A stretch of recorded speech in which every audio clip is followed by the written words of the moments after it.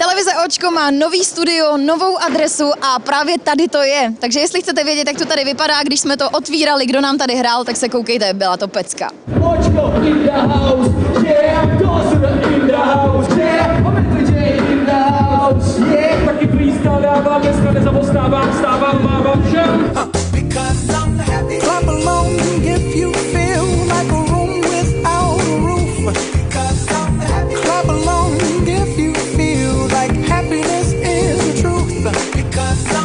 Clap along if you know what happiness is to you.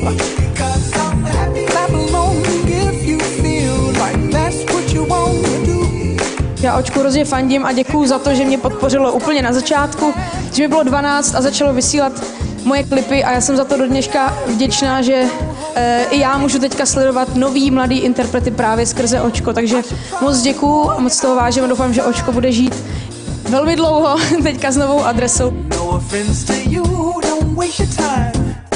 Here's why.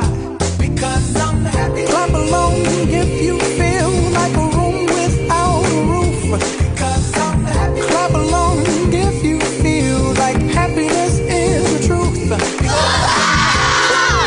3, 2, 1, Očko!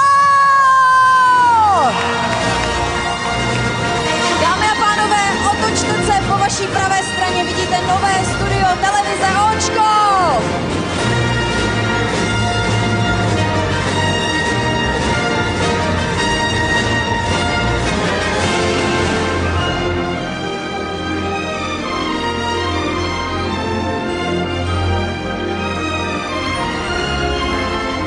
I když jste tady nebyli, tak jste tady vlastně byli s náma celou dobu. Doufám, že se vám naše otvíračka líbila a že se budete dál koukat na Očku. Těšíme se na vás v mixérech a v Mixer Show. Čau!